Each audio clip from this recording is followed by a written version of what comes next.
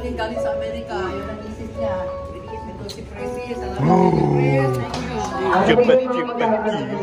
Nasa po ba yung mga anak nyo? Saan po ba yung magkakapatid po? Nasa yung mga magkakapatid? 1, 2. Ayun, yung nalay. Si Ator. Dito po tayo na. Dito po tayo sa harapan. Okay.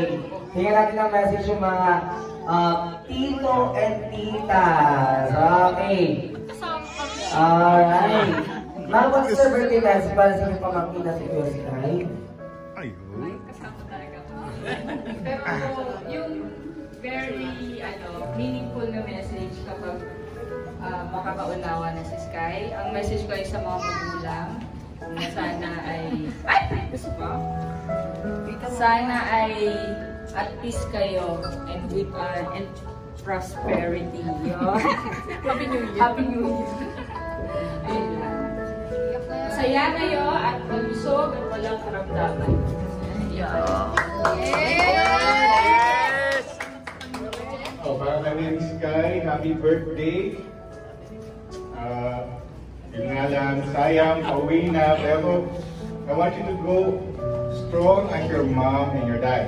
And also, yung mga, kami ng mga tito-tita mo, sana lahat ng pangako matupad mo rin, kung ano man yun.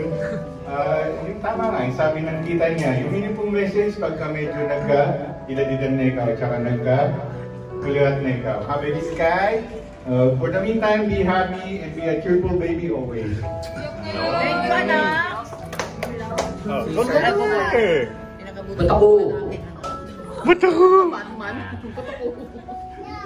Tatatenyong. Gusto nyo palalayasin na tayo dito. Ano ko lang sa'yo, enjoy mo yung pagiging bata mo. Ganyan lang naman muna. Cute ka pa rin. Yan ang ko sa'yo. Sa mga parents yan, mahal na mahal ka ng dalawang parents mo. Mga dati mo, lagi nakagaway sa'yo yan. Sa lumaki kang mabuting bata mo. Diba?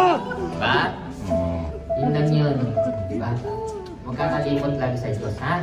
Happy birthday sa'yo. Happy birthday!